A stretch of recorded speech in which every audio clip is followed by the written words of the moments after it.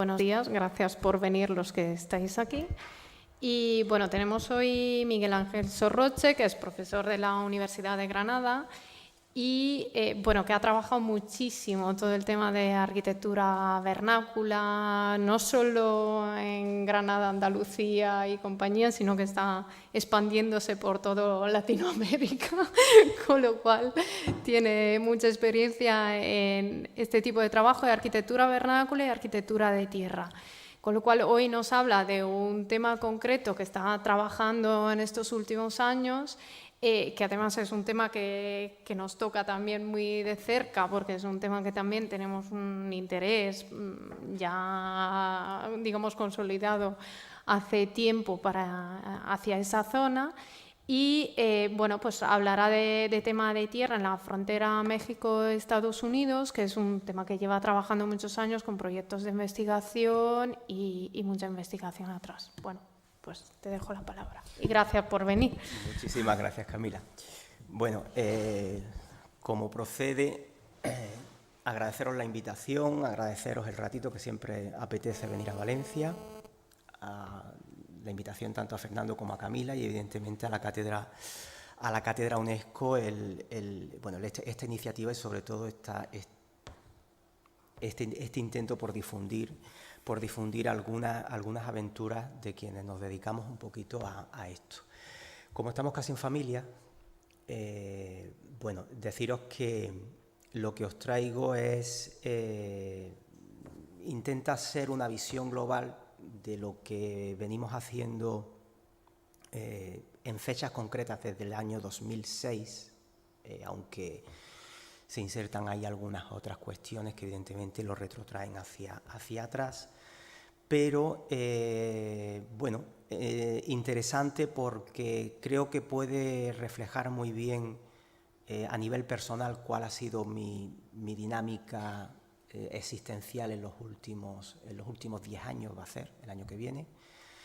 Y luego, sobre todo, creo que va a reflejar también lo que creo que es una línea interesante, no sé si deciros si peligrosa por el contexto en el que se desarrolla, pero en definitiva creo que interesante porque pone de manifiesto un proceso de ocupación del territorio, evidentemente con todo un programa constructivo que abarca no solo arquitectura doméstica o vivienda, sino que tenemos también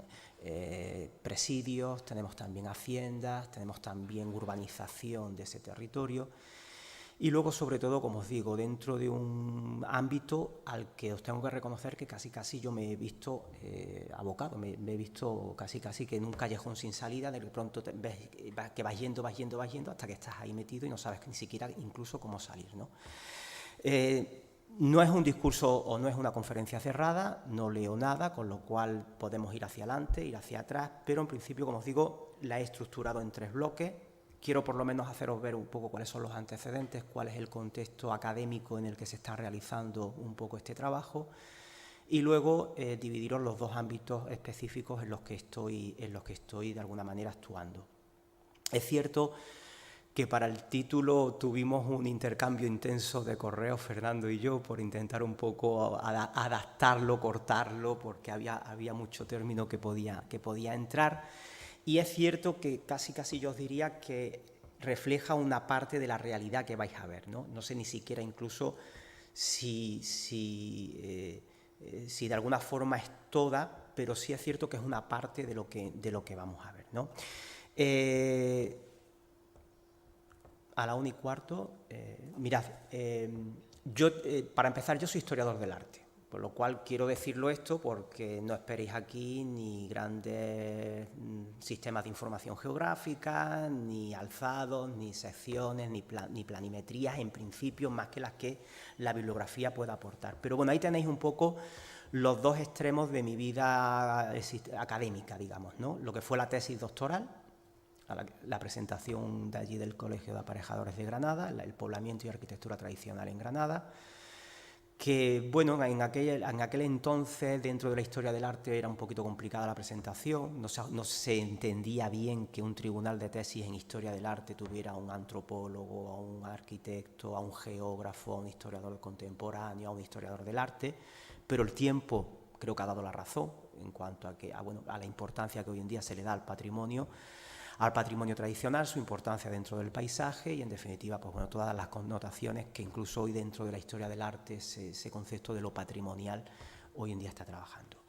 Lo que tenéis a la derecha es de lo último que hemos conseguido sacar con muchísimo esfuerzo. Es el último coletazo de un proyecto de investigación que tuvimos entre el año 2009 y 2012. Este no lo tenéis, ya prepararemos paquetitos. En realidad he podido hacer 100 libros, que al final he tenido prácticamente que financiarlos yo, porque ya os digo, fue el último coletazo, pero sí era un empeño mío por mostrar la transversalidad que este tipo de cuestiones tienen, ¿no? Entonces, bueno, el propio subtítulo de Memoria, Herencia e Identidad Patrimonial te avisa un poco de lo que va a haber, y no sé hasta qué punto la fotografía, que corresponde a una misión dominica, la de Santo Domingo, en Baja California, representa a lo mejor en parte esa visión, no sé si tendenciosa, que yo como historiador del arte tengo a la hora de buscar los restos de esa huella que el tiempo haya podido dejar a través de la arquitectura. Es decir, yo disfruto con la ruina, no soy romántico en ese sentido, pero evidentemente a mí me ofrece una información que luego evidentemente no encuentro en otro contexto, en otros niveles de intervención, ¿no? Que ese sería un poco el tema. Bueno, mirad.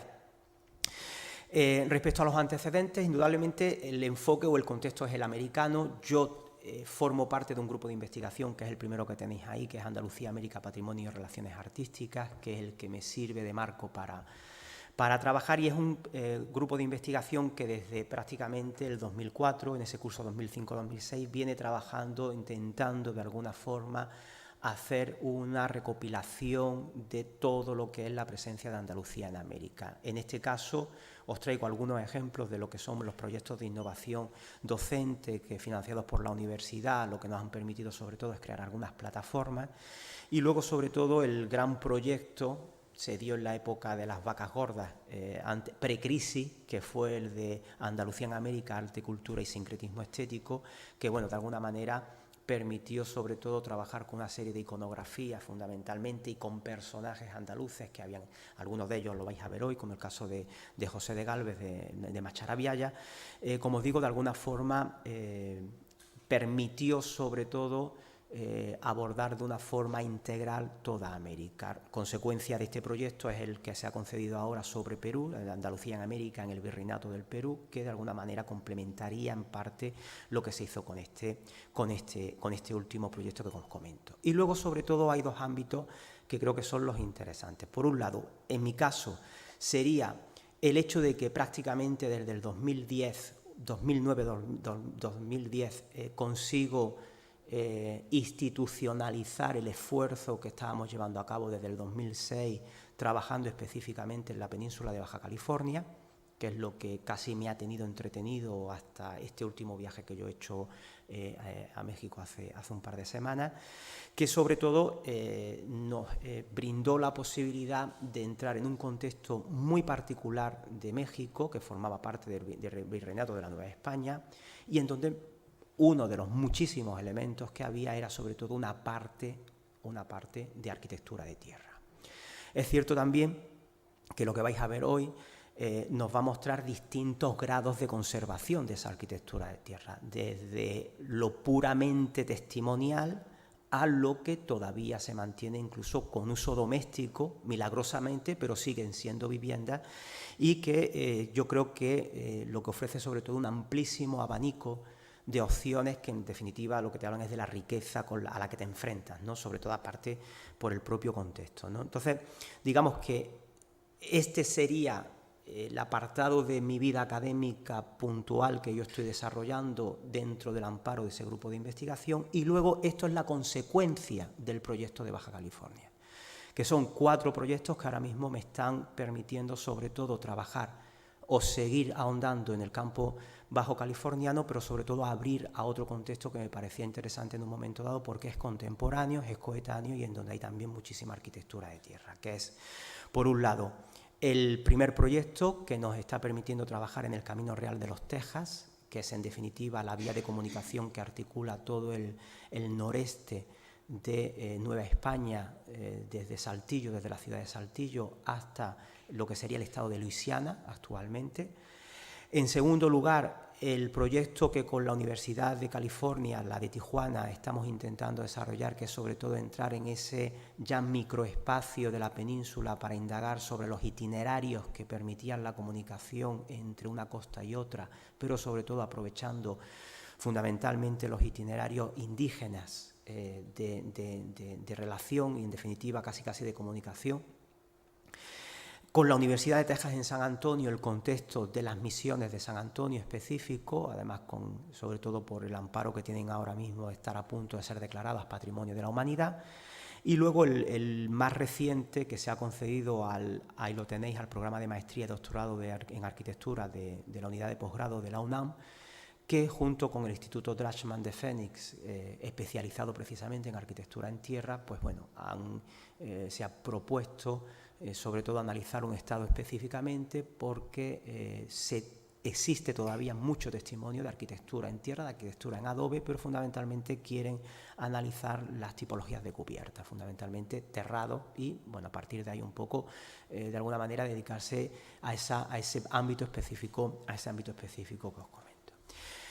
A partir de ahí, bueno, simplemente deciros que, como os digo, la propia evolución tanto del proyecto de Baja California como el tiempo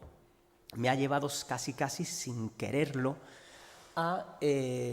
moverme ahora mismo por dos flancos de la antigua Nueva España, que son, por un lado, el contexto del Pacífico, que es en definitiva el que articula todo el camino real que se quería hacer de las misiones jesuitas y franciscanas que desde el sur de la península llegaban en ese momento prácticamente hasta la mitad de lo que es esa lengua de tierra que es Baja California,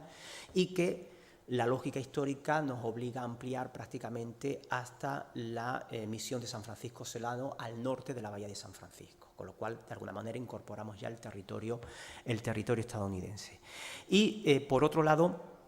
el contexto del Camino Real de los Texas, que nos llevaría hasta Luisiana, pero que de alguna manera, como os digo, yo incorporo básicamente porque es un contexto contemporáneo al de Baja California, es un contexto que surge con similares o con características y similitudes muy parecidas, y en donde, pues bueno, fundamentalmente se conjugan sobre todo elementos como lejanía de los centros de decisión, características de las poblaciones que las están ocupando y sobre todo soluciones y propuestas por parte de la corona española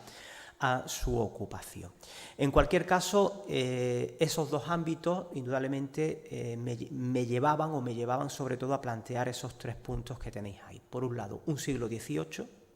al que yo hace 10 años no ponía la mano en el fuego por verme en el siglo XVIII, ahora me veo en el siglo XVIII.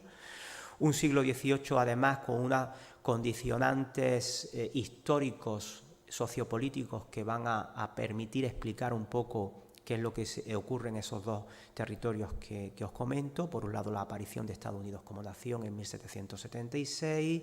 el hecho de las relaciones hispano-francesas en cuanto, sobre todo en el contexto del Golfo de México, a las tensiones que van a provocar respecto fundamentalmente a la idea de la ocupación de ese espacio por parte de España, y evidentemente luego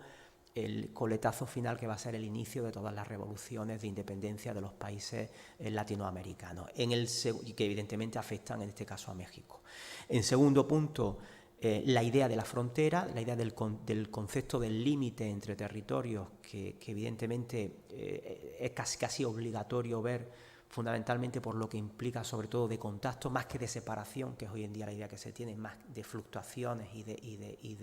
de sinergia, y luego sobre todo, como os digo, las instituciones que van a ir poblando, que van a ir articulando esos territorios. En este caso, la idea del pueblo de españoles y el pueblo de indios, la idea de los presidios, la idea de la misión y la idea de la hacienda, que son en realidad complementarios, que en realidad se integran dentro de una política común desarrollada por la corona española, que cada uno de ellos van a tener un edificio y una manera o un concepto de ocupar, una manera de ocupar el territorio concreta y específica, y que en definitiva prácticamente nos lleva a tener en cuenta que todavía en algunos de los ámbitos en los que trabajamos existen pueblos de indios, en el caso por ejemplo de Saltillo, que en el caso de los presidios prácticamente han desaparecido todos, apenas si los que quedan son de piedra, pero los que son de tierra prácticamente ninguno, más que en algunos casos huellas. Y luego, sobre todo, dos elementos que sí son posiblemente los que más llaman la atención, que son las misiones y las haciendas. En ese sentido, antes de empezar a hablaros de esos dos ámbitos, deciros que indudablemente no podemos perder de vista que todo el contexto, la idea de América que se va conformando es una conceptualización que se va haciendo conforme se va avanzando en el conocimiento del territorio. Esto lo planteo porque en cualquier caso, tanto el Golfo de México, pero sobre todo la península de Baja California, que son los dos ámbitos que os voy a mostrar, están muy sujetos a ese imaginario medieval europeo que se traslada a América, esa idea siempre de una ocupación, de una tierra mítica, llena de riquezas, alejada de cualquier ámbito conocido, y que bueno, explica un poco esta representación que tenemos a mediados del siglo XVI, en donde indudablemente lo que es la costa del Golfo, la costa del Pacífico americano apenas aparece. Fijaros la distancia que hay entre Zipango, entre Japón y América, es decir, es toda pura elucubración. Y luego, sobre todo, indudablemente, dos contextos que incluso están no nos vamos a detener, pero están llenos de muchísima fantasía, ¿no? En el caso concreto de la California, además, un concepto territorial que incluso aparece antes de ser descubierto ya en la literatura caballeresca medieval, de inicio del siglo XVI peninsular, una Baja California, una península de California, en esta imagen que os traigo de finales del siglo XVI, donde aparece, en el caso que a mí me toca, un territorio que es conocido en este momento como Granada Nueva o Nueva Granada. Interesante porque en realidad la Nueva Granada luego acaba siendo Colombia. En un primer momento se empieza a denominar estos territorios como Granada, pero aquí aparece nuestra California, y un territorio que luego, por cuestiones ideológicas, por cuestiones se les achacan incluso a los propios jesuitas, a mediados del siglo XVII se siguen empeñando en mostrar como una isla, ¿no? Insisto, por cuestiones, claro, en este caso sobre todo por cuestiones de reclamo de ayuda, de reclamo de dinero, en definitiva de esa compensación que no acaba de llegar nunca por parte de la corona, pues porque no se la considera un territorio específicamente rico en cuanto a riqueza natural, aunque luego acaba convirtiéndose en un espacio tremendamente estratégico para algún aspecto que os voy a comentar ahora, ¿no? En el caso concreto del Golfo, es cierto que el contexto del Caribe es mucho más conocido desde el principio, es un contexto que evidentemente sirve de punto de partida para la ocupación continental. No perdamos de vista que prácticamente las primeras expediciones se están llevando a cabo desde la isla de Cuba, tanto a la península del Yucatán como a la península de la Florida, y en el caso concreto de la Florida es un ámbito que luego nos va a permitir entender sobre todo las expediciones que prácticamente a lo largo del XVI, con Pánfilo de Narváez, con Álvar Núñez Cabeza de Vaca, con Ponce de León, en realidad lo que van a ir permitiendo sobre todo ir definiendo todo el perímetro del Golfo, que en definitiva hará que, a diferencia del otro ámbito, sea mucho mejor conocido desde un primer momento. En los dos casos, curiosamente, como os digo, en un momento dado empiezan a haber coincidencias en cuanto a tensiones internacionales, la presencia sobre todo de franceses y de ingleses que quieren ocupar estos territorios, en el caso concreto de los franceses en el contexto del río Mississippi. El de los ingleses están de alguna manera desde la segunda mitad del siglo XVI asaltando galeones de Manila que están llegando a la costa del Pacífico norteamericana. Y luego, sobre todo, dos contextos, además, que, como os decía, van a presentar una serie de rasgos comunes. Lejanía de los centros de decisión, básicamente de México y de Guadalajara, similares características de los de las poblaciones indígenas que los van a ocupar, cazadores-recolectores, en pequeñas comunidades que se mueven con muchísima rapidez y luego sobre todo tienen un alto grado de agresividad respecto a, por ejemplo, lo que son las poblaciones del Valle de México. Y luego un tercer punto también interesante es un contexto semiárido, por no decir desértico, que eso de alguna manera también va a condicionar algunos de los elementos que nos vamos a encontrar. En cualquier caso, dos contextos que habría que insertar también dentro de un norte, de un septentrión de la Nueva España que marcó sobre todo la historia de España en América en la segunda mitad del siglo XVI, gracias sobre todo al descubrimiento de las minas de plata de Potosí y de Zacatecas. Más aún, en alguna bibliografía se menciona que si no hubiera sido por ese descubrimiento de los años 40 del siglo XVI, España está a punto de dejar la aventura americana por falta de rentabilidad, en realidad. Lo que hace cambiar de alguna forma el signo de la historia es la aparición de Zacatecas, la aparición de San Luis de Potosí, que en definitiva obliga a articular todo un corredor que permita la comunicación, la bajada de La Plata hasta la Ciudad de México, pero en definitiva ir sobre todo articulando una frontera que cada vez está subiendo más hacia el norte, que de alguna manera ha obligado o ha determinado la aparición de dos conflictos bélicos, que son la guerra del Mixtón y la guerra chichimeca, que van a hacer prácticamente que la corona española esté ocupada en intentar de alguna forma estabilizar todo este ámbito hasta finales del siglo XVI, y luego sobre todo, en el transcurso de ese mismo periodo de tiempo, hacer ver, por un lado, la importancia de la consolidación de todo lo que eran los territorios periféricos al Golfo de México, insisto, en este caso por una presión específica francesa que está de alguna manera apareciendo como amenaza en el comercio de este ámbito con las poblaciones indígenas y que va a hacer que se articule a partir sobre todo del siglo XVII ese corredor que desde Saltillo, desde Coahuila, va a llevar hasta San Antonio finalmente, pero que se extendía prácticamente hasta los estados de Luisiana y de Carolina, y luego sobre todo el corredor, todo el contexto del Pacífico, que en este caso va a estar muy condicionado primero por una falta de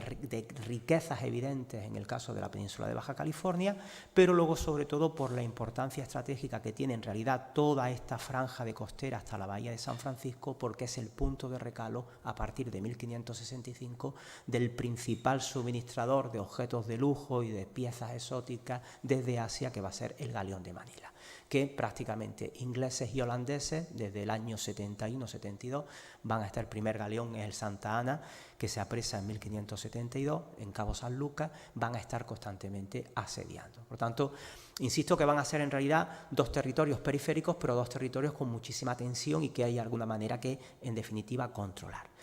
En el caso concreto, bueno, aquí tenéis, fijaros, aquí tenéis un esquema interesante porque en realidad lo que tenéis aquí son, por un lado, digamos, las direcciones de los flujos de circuito de gente en todo este ámbito. En realidad, prácticamente pensad que lo que se considera el centro de México y todo el ámbito mesoamericano, el límite septentrional no está a más de 80 kilómetros al norte de la actual ciudad de México, de DF, y a partir de ahí empieza lo que era las chichimecas, lo que en realidad eran los territorios semiáridos ocupados por esos pueblos chichimecas que en definitiva van a ser los que casi van a marcar las relaciones corona-poblaciones indígenas hasta el siglo XVIII. Pero me parece muy interesante porque te marcan muy bien los tres corredores naturales que van a condicionar la ocupación de este espacio. El corredor central, que es el primero que se ocupa con el Camino Real de Tierra Adentro, y luego tenéis el corredor que va a ser articulado con el Camino Real de los Texas y el corredor que en definitiva va a articular, por un lado, todo lo que es la costa de Sonora y de Sinaloa, la presencia fundamentalmente de jesuitas, franciscanos posteriormente, pero de jesuitas, va a permitir sobre todo hilvanar por aquí toda una serie de poblaciones indígenas hasta marcar de alguna manera lo que sería la consolidación de la ocupación de este espacio, pero como digo, sobre todo una península de Baja California que se proyecta en definitiva hasta en realidad Vancouver, que va a ser la ciudad más al norte que nos vamos a encontrar fundada por los españoles o por iniciativa española y ocupada por ellos. Como digo, los dos contextos que os traigo son bastante claros desde un punto de vista geográfico. En el caso concreto de la península de Baja California, que digamos fue en realidad la puerta de entrada a todo el conocimiento de esta franja del Pacífico, indudablemente es un territorio que viene marcado sobre todo por la presencia religiosa. ¿Por qué? Pues porque de alguna forma la corona decide, ante la insistencia de los jesuitas, de cederles todo el programa de ocupación. Se diseña casi todo un sistema misional y van a ser ellos los encargados tanto de la evangelización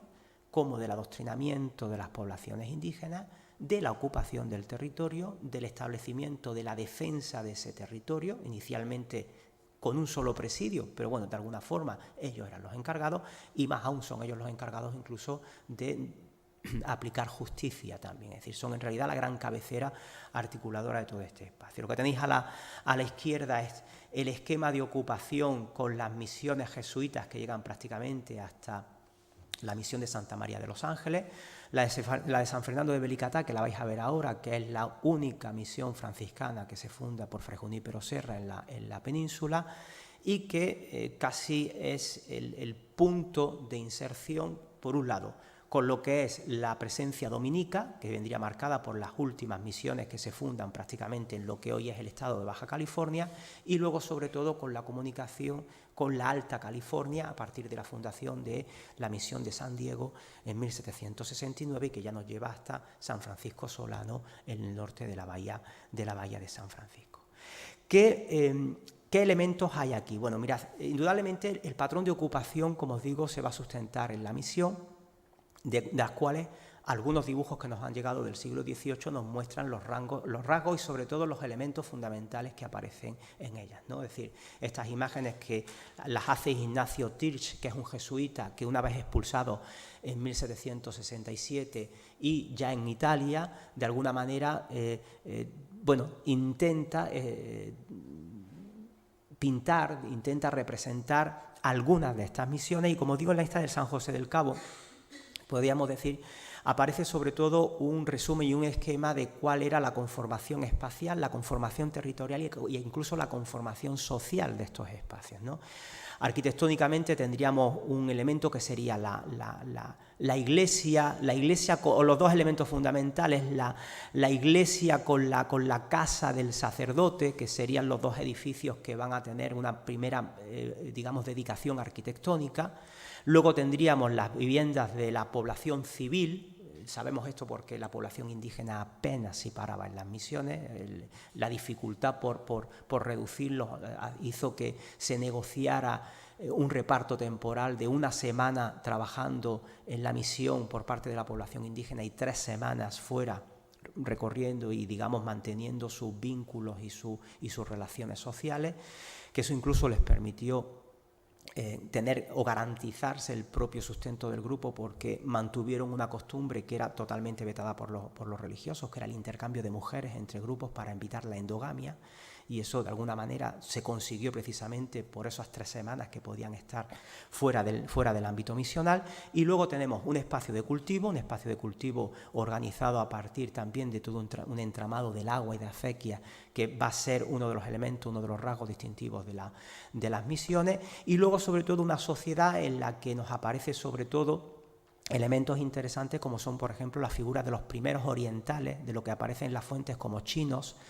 que se cree que son filipinos que están llegando a la zona con el galeón y que de alguna forma van a marcar junto al grupo religioso, al grupo militar y al grupo civil prácticamente el primer sustrato de la sociedad en Baja California, en donde incluso tendríamos que incorporar también los primeros componentes afroamericanos que aparecen en algunas otras representaciones. En cualquier caso, como os digo, es interesante porque rastrear, por ejemplo, esos primeros dibujos y sobre todo intentar compararlos o intentar de alguna manera hacer un estudio casi no diacrónico, sí sincrónico de lo que se está escribiendo también a la par en el mismo siglo XVIII,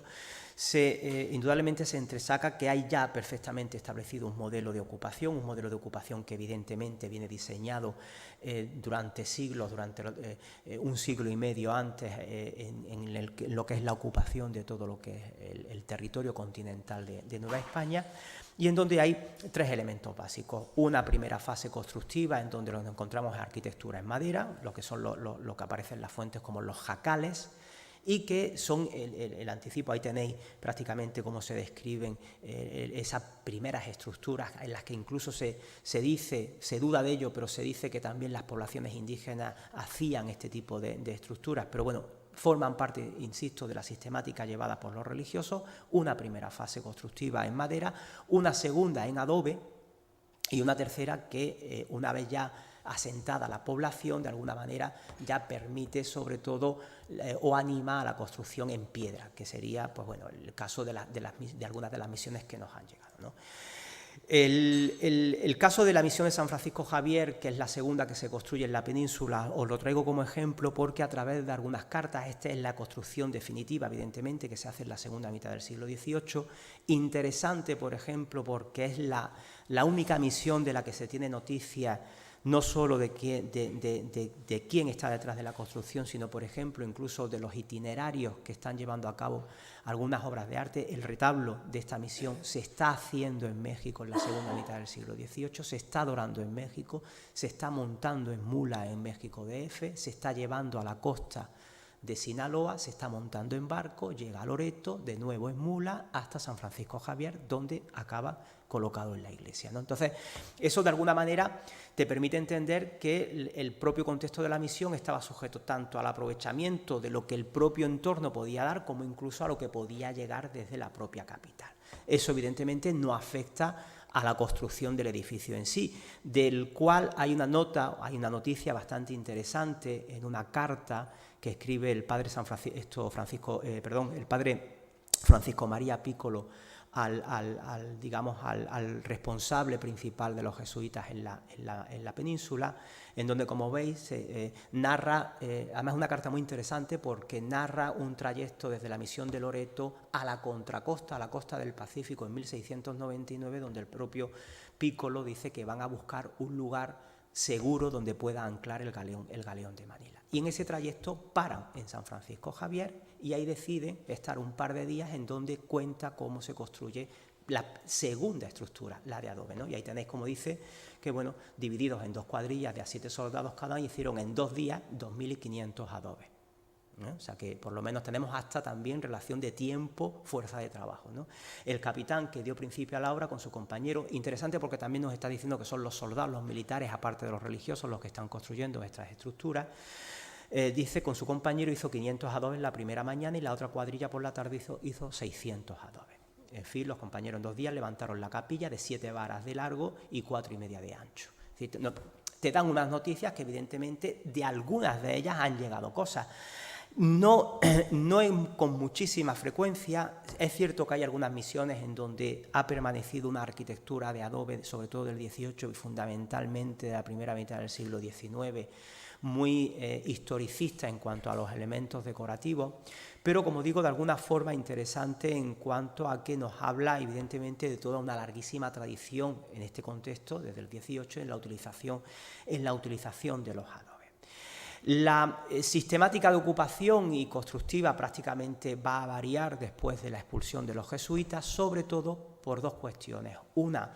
porque se reorganiza todo el espacio.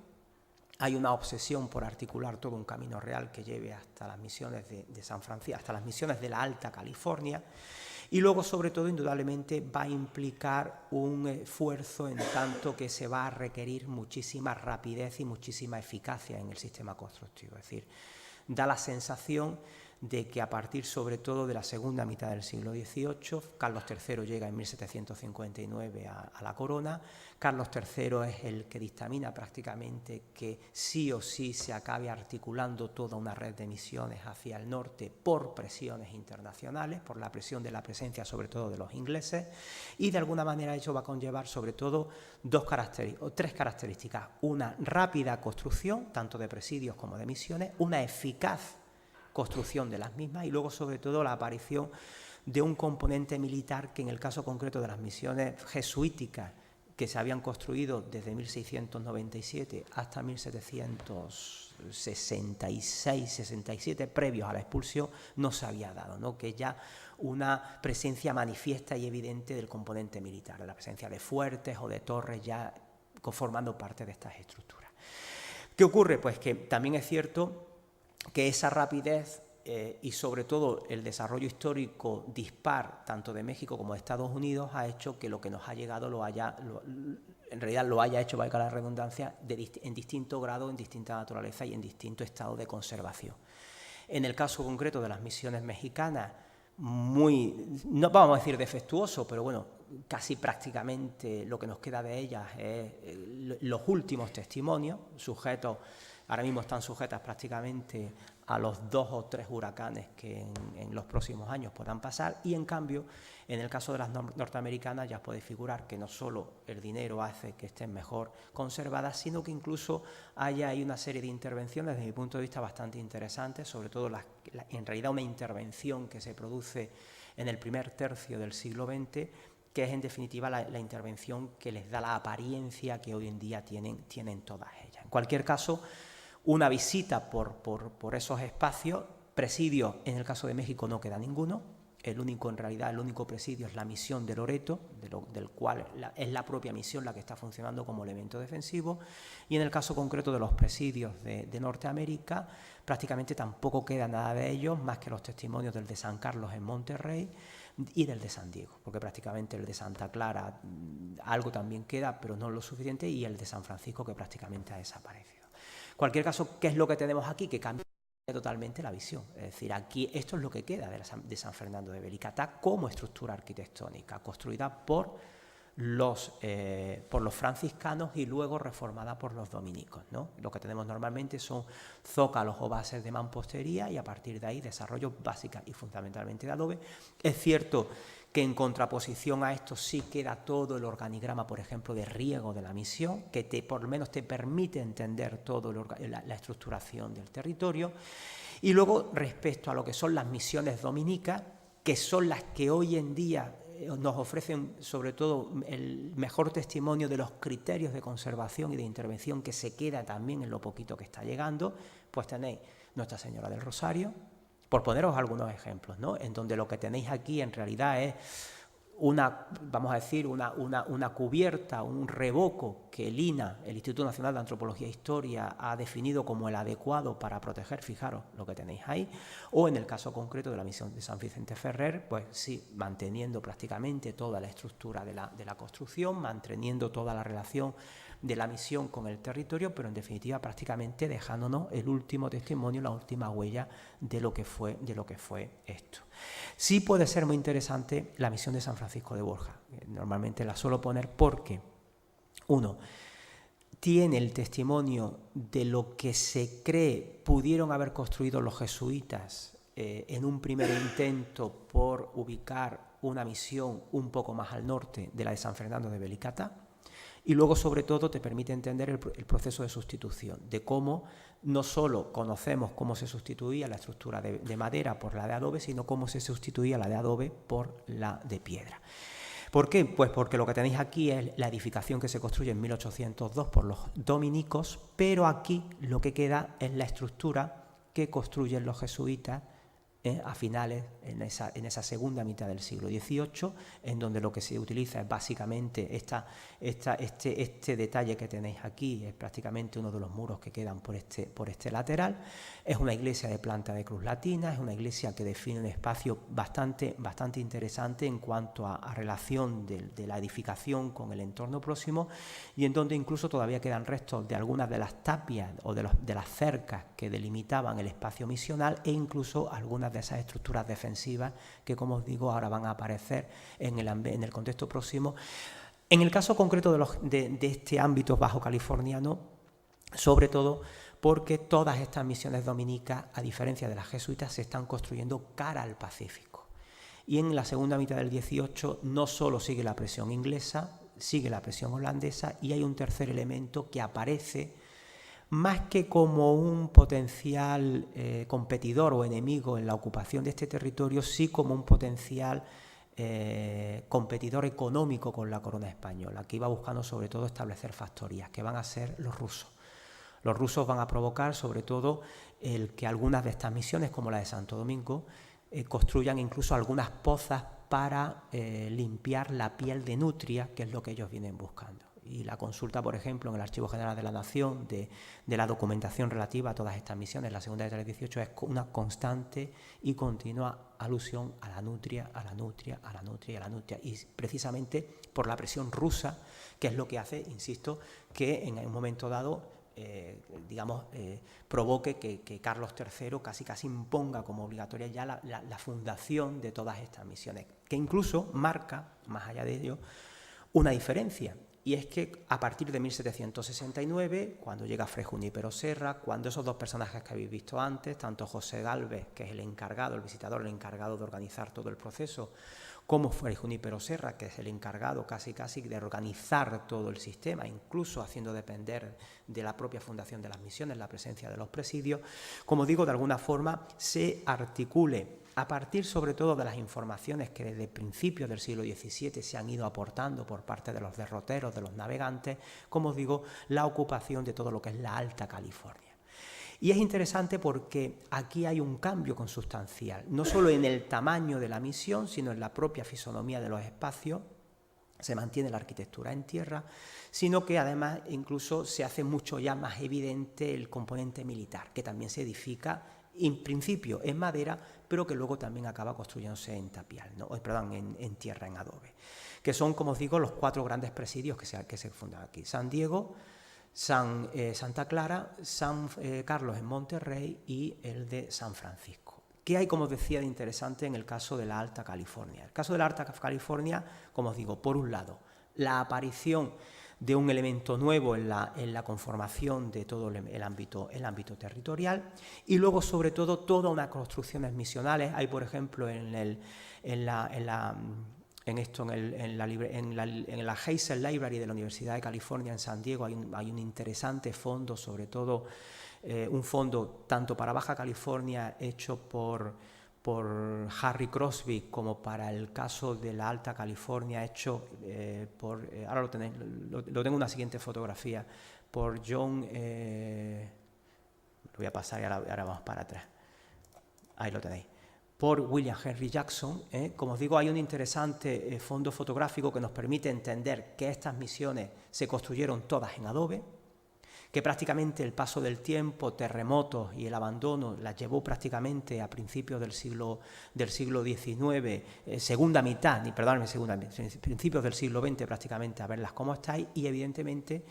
el hecho de que hoy, esta de San Diego, aquí tenéis el edificio, tenemos la huella de lo que es la construcción, pues lo poco que nos ha podido llegar del estado original del edificio nos deje adivinar el empleo de algunos adobes en algunos elementos de separación interior. Hay mucho ladrillo, hay mucha losa y hay mucha loza y hay mucho ladrillo, y luego sobre todo unas recuperaciones en donde, como os digo,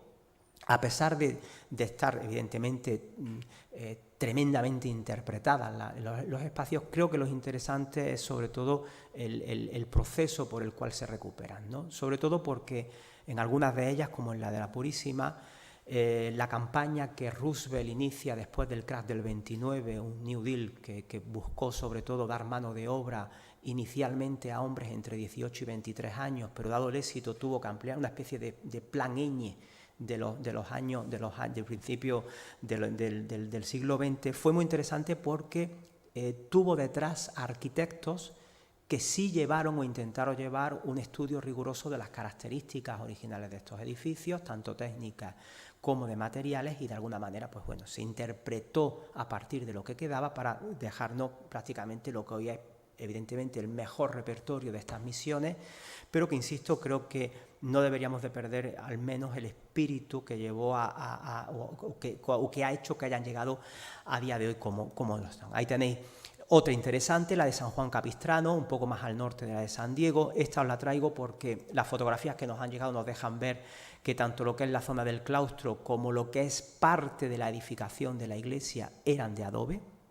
Hoy en día nos han llegado tremendamente intervenidas, más aún esto es un espacio de celebraciones de bodas y de eventos sociales, y en lo poco que queda de la iglesia, pues incluso hasta podemos ver el proceso de deterioro, de intento de consolidación de lo poco que queda de adobe, que en definitiva correspondía al cuerpo de la iglesia. En algún sector, me voy para atrás si me dejáis, que es aquí, en este sector que tenéis aquí, que es la zona de cocinas y una zona más bien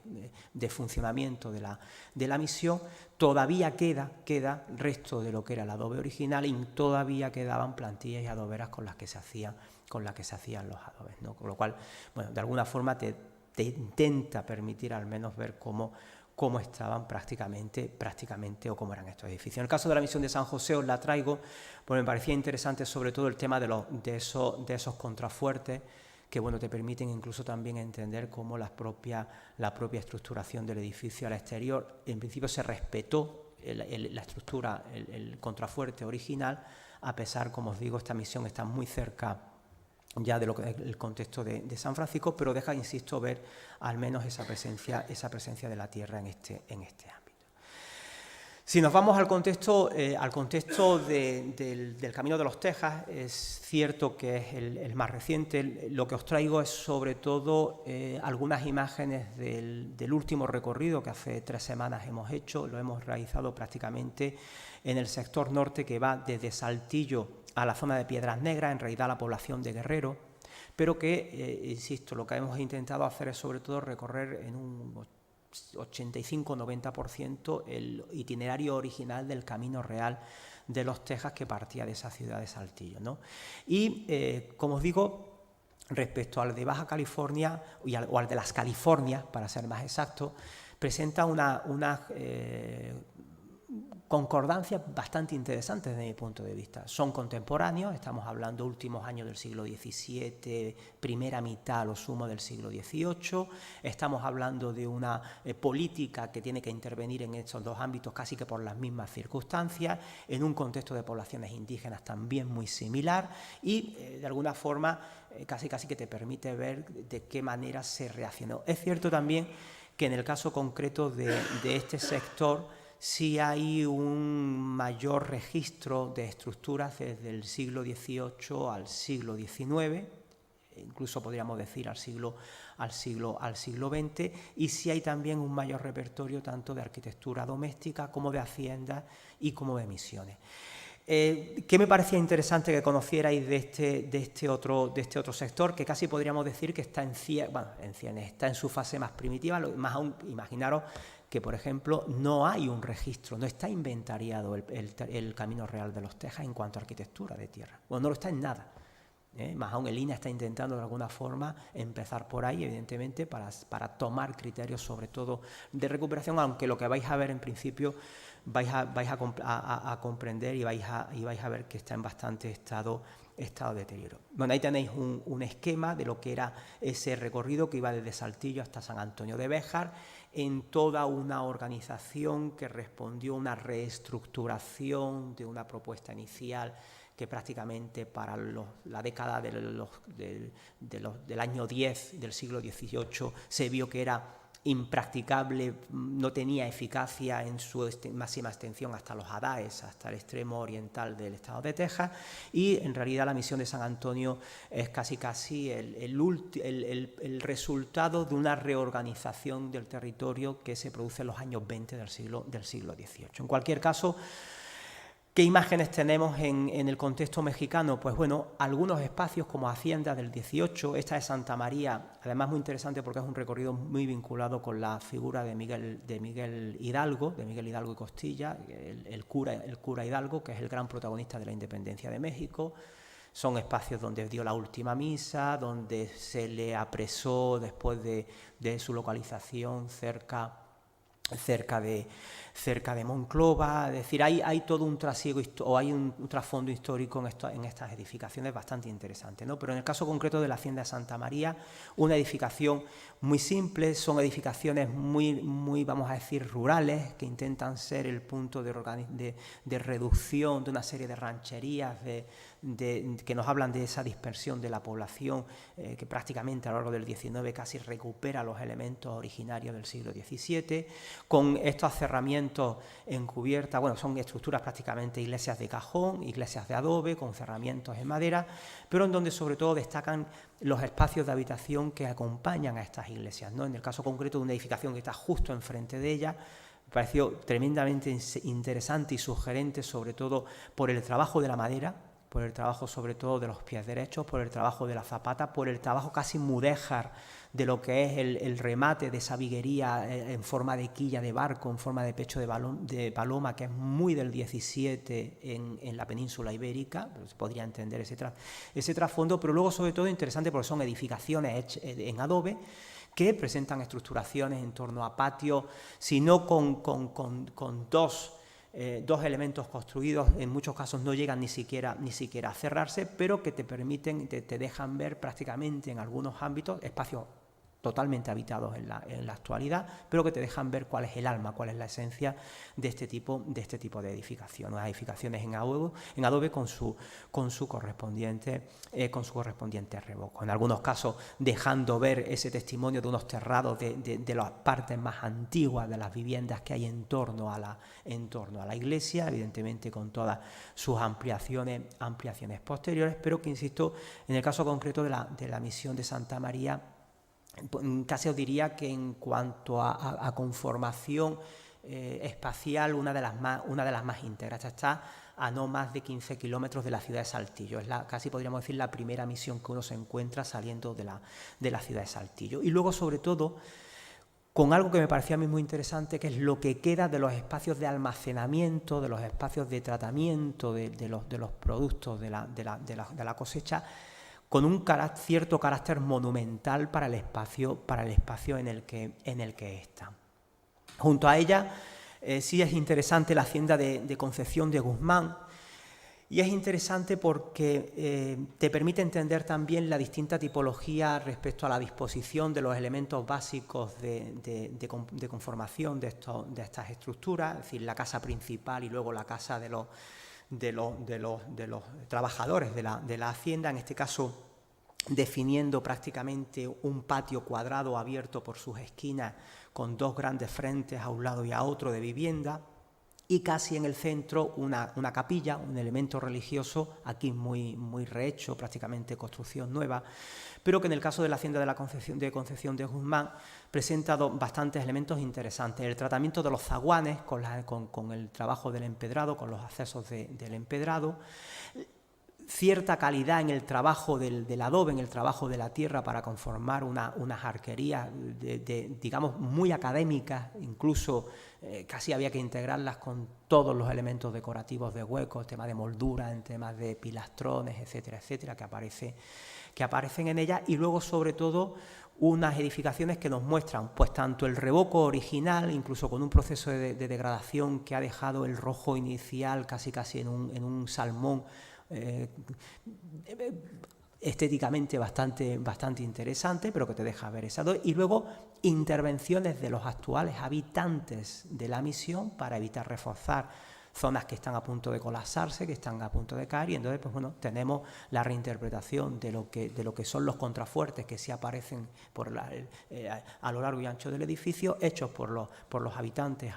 actuales de la hacienda, que en definitiva te hablan incluso pues bueno, de una reinterpretación contemporánea de lo que es el adobe, sin ningún tipo de formación, simplemente pues bueno, aprovechando casi el modelo que es el que se toma como referente. Y es, como os digo, un espacio habitado. Es decir, lo interesante es que presenta todavía muchos de los espacios, cocinas, dormitorios y ámbitos domésticos que te permiten entender un poco cuál ha sido la función de estos ámbitos, pues prácticamente desde el siglo XVIII. Los elementos de vivienda que aparecen a un lado y otro, dejando ver sobre todo una arquitectura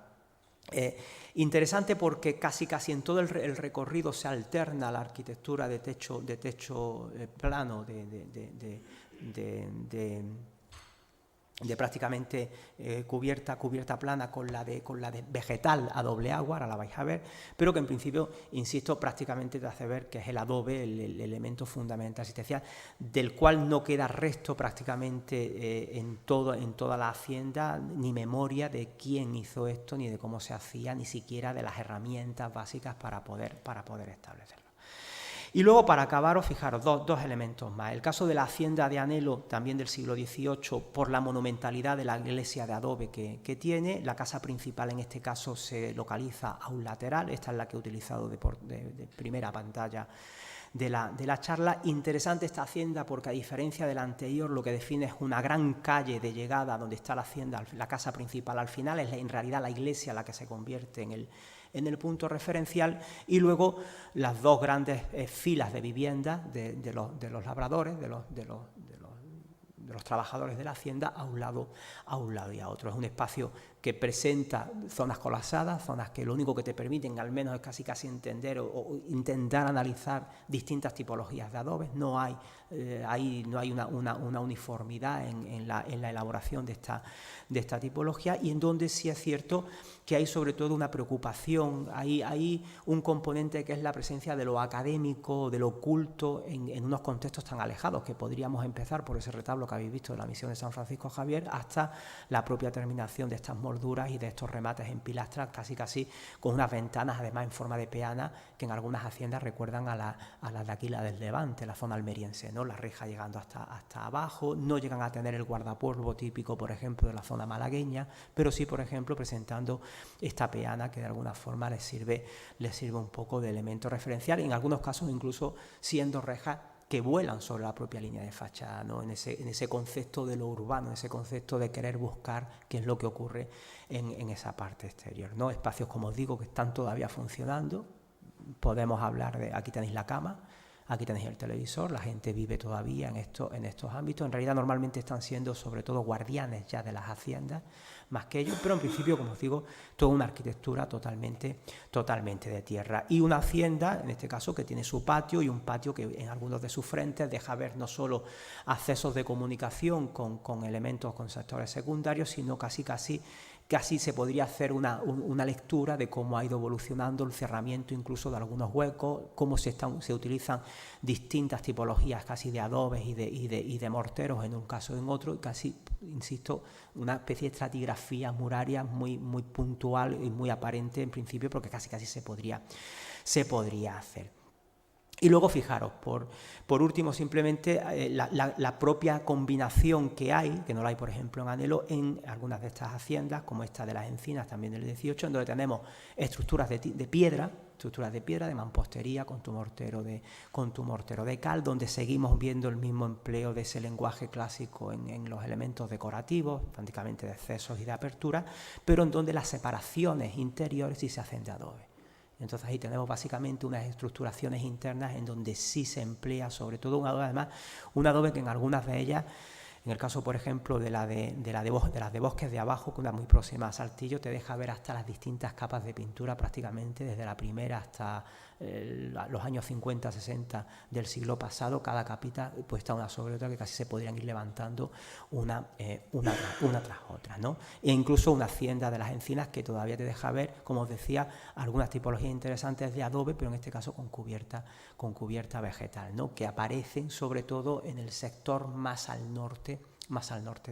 del recorrido. En cualquier caso, la llegada al río Bravo te marca evidentemente un límite. Este es el paso de Francia, que además podéis ver ahí el camino, la huella del camino real, por donde se atravesaba en carreta. Además es un punto en donde hay un afloramiento de piedra que hace que se pasara a esta isla, y de esta isla ya a Estados Unidos. Es ese punto en el que te da... No sé si esto llegasteis a ver vosotros, pero es esa sensación extraña, que es un sitio donde ves lo cercana que está, sobre todo pensando en el mexicano, ¿no? Lo cercana que está la aventura americana, pero lo lejos que está, porque en el fondo no se puede pasar, aunque se podría hacer a pie en cualquier momento, ¿no? Entonces, en ese caso, indudablemente, marca un antes y un después. Tras pasar la frontera, como os decía, pues te lleva sobre todo a ver otro contexto totalmente distinto. Una arquitectura en la que evidentemente prácticamente desaparece el adobe, se cambia sobre todo por sobre todo una arquitectura básicamente de piedra, con intervenciones de reconstrucciones en donde indudablemente el adobe que haya acaba oculto debajo de ella, y luego sobre todo en donde hay un contexto específico que articula todo ese espacio en esa década de los años 20, que son las misiones de San Antonio, está en concreto la de San José y la de San Miguel Aguayo, como ejemplo de lo que os estoy diciendo, de esa presencia del oculto en estos ámbitos tan periféricos. Esto es rococó puro y duro. Estamos hablando de la segunda mitad del 18, pero en donde hay una traslación de un rococó europeo casi que calcadito con tu lámina. No hay otra explicación. Es verdad que aprovechando cantera local, y en donde, como decía, incluso lo poco que queda de lo que fue el extremo, que es este presidio de los Adaes, pues prácticamente no es más que el testimonio del espacio, que solamente, pues bueno, interesante, porque en el caso de algunos de esos espacios, como decía, incluso pasa con la misión que habéis visto antes, con la de San José y la de San Miguel, pero en este presidio de San Luis de las Amarillas, estas ideas de la muralla con las torres en las esquinas, habría que pensarse que fuera una estructura previa en adobe que acaba consolidándose, porque sí es cierto que aquí, igual que abajo en el sur, se sabe de una evolución desde las estructuras de madera a las de piedra. Y os digo esto porque en el caso del recorrido por el ámbito de Coahuila, sí se sabe de algunas misiones que estuvieron rodeadas por un perímetro amurallado con torres en las esquinas hechas de adobe, y en donde incluso, pues bueno, hay algunas referencias para este contexto, aunque sean artísticas, en donde hay una interpretación para ser una segunda mitad del siglo XVIII que te permite entender cómo eran originalmente estos ámbitos de madera. En ese juego que os comentaba con anterioridad, se produce una sucesión de los procesos constructivos, desde estas estructuras de madera a las de piedras, pasando por las de adobe, que prácticamente se registran en todos estos ámbitos. Y esto es lo que os quería contar. O sea, son las 1:15 prácticamente, con lo cual esto es lo que os quería decir, ¿no? Insisto que en el caso, sobre todo, en realidad lo que hemos intentado hacer es, sobre todo, hacer un primero barrido de estructura. Sí es verdad que en este caso de los tejas, del último, hay mucho de tierra, muchísima vivienda todavía utilizada, muchísima vivienda prácticamente del 18, y en el caso de esta hacienda, la de Anguelo, que se mantiene porque la preocupación o porque el porte de la construcción tiene mucha más envergadura que la arquitectura, pero en principio, como os digo, a diferencia del caso de Baja California, donde casi es un testigo lo que se puede hacer, aquí sí hay la posibilidad de hacer un registro íntegro de todo lo que es la arquitectura de adobe que se produce en el norte, en esos espacios de tránsito actuales fronterizos, pero en su momento no lo eran tales. En realidad eran ámbitos que formaban parte del mismo contexto político, administrativo, como queráis llamarlo, ¿no?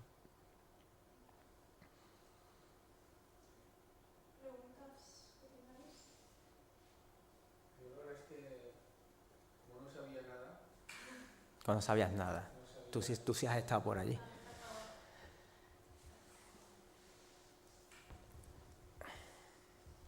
Que bueno,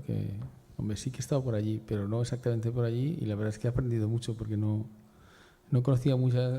sobre todo el contexto histórico, un poco la estructura territorial. Yo conocía los episodios aislados,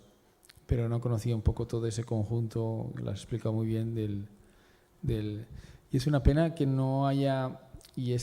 por ahí va mi pregunta, si no hay una cierta colaboración transfronteriza, porque al final forma parte de lo mismo, ¿no? Claro. A ver, partimos de un problema. Estados Unidos o México con Estados Unidos, viceversa, tienen el problema digamos, de la garantía del tránsito de población de la frontera. El esquema que os he enseñado del Camino Real de Tierra Adentro, por ejemplo, está articulado desde la frontera de Estados Unidos hacia el norte, hasta la ciudad de Santa Fe.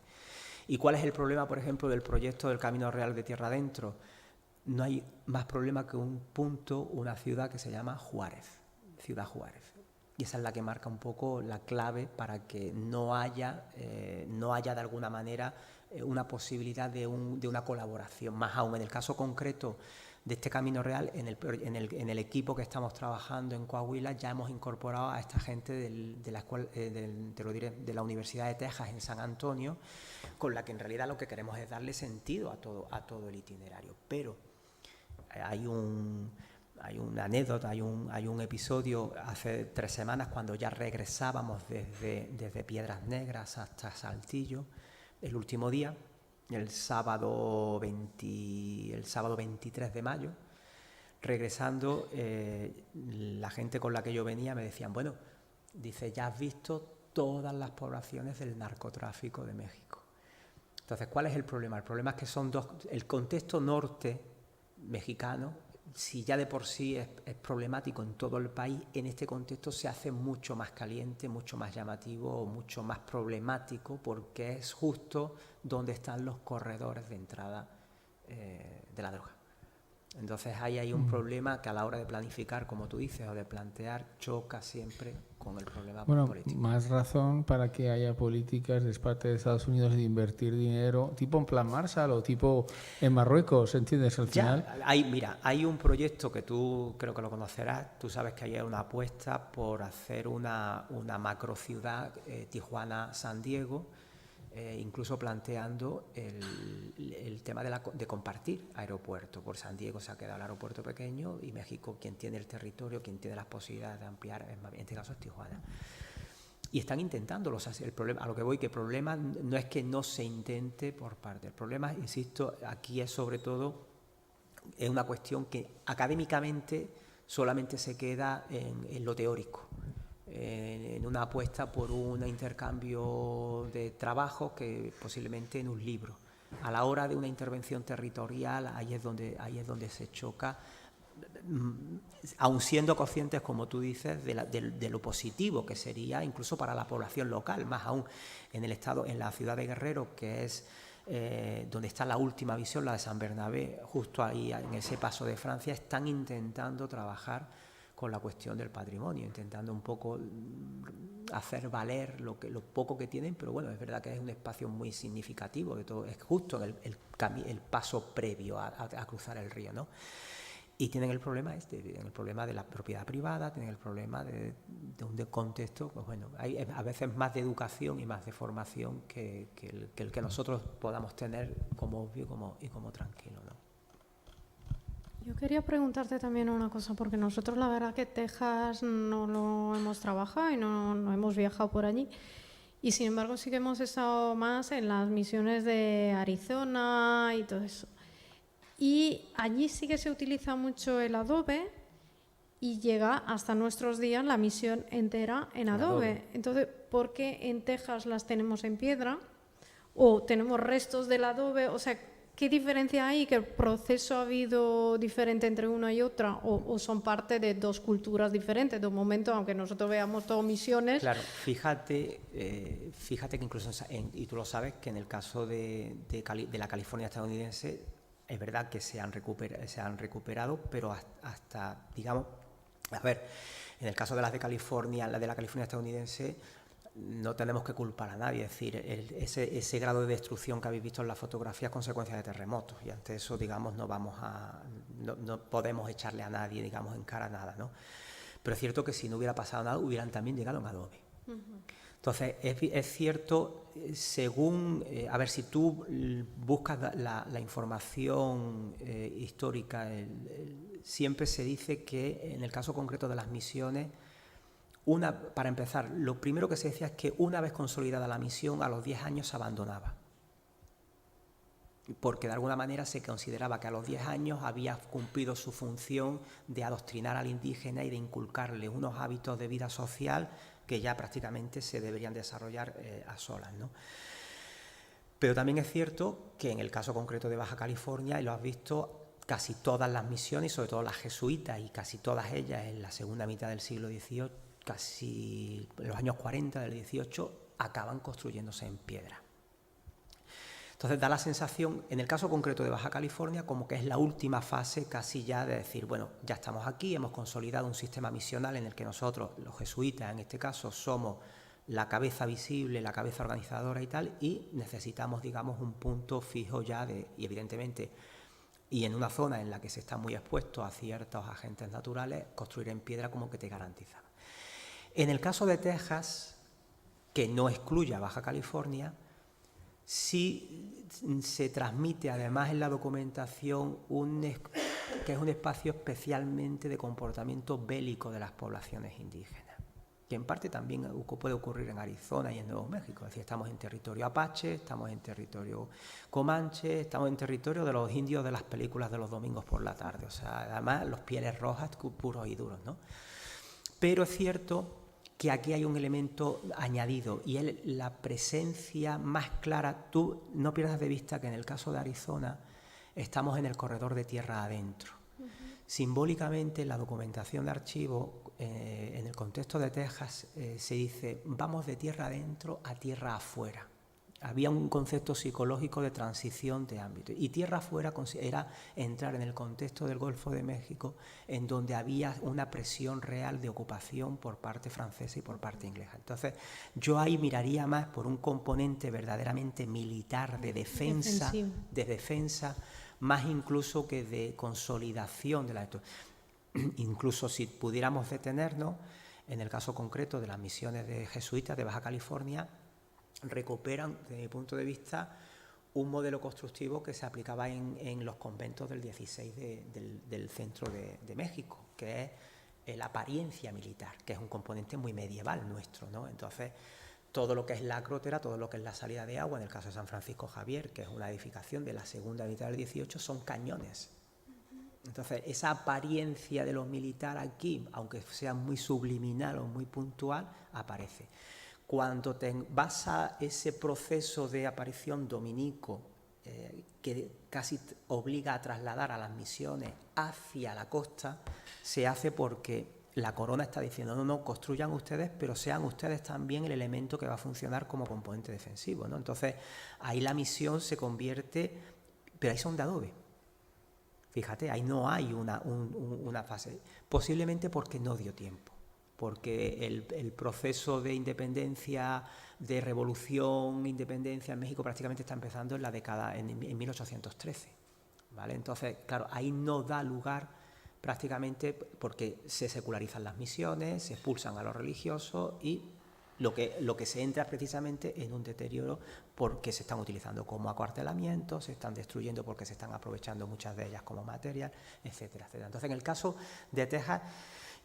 y sobre todo por lo explícito, ahí habría que verlo más como la misión como una célula religiosa, político-militar, que es en realidad lo que se están convirtiendo, porque son ellas las que aglutinan al componente civil, al componente religioso, al indígena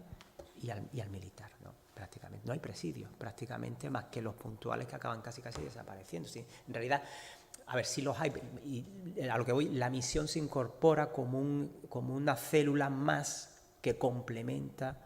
a lo que es el presidio, que en muchos casos tú sabes que se reorganizan luego de los años 40 al 18 porque se ve que muchos de ellos que no sirven absolutamente para nada, ¿no? Muy bien. ¿Algún tema más que queráis comentar? Pues nada, pues entonces perfectamente a tiempo acabamos. A vosotros, Y gracias, vale, por, muchas gracias por la gracias. invitación. Gracias por la invitación.